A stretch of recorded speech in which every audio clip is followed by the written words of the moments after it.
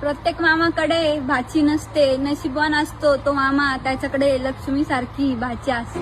तुझ्या विना वैकुंठाचा कारभार चालना, एकल्या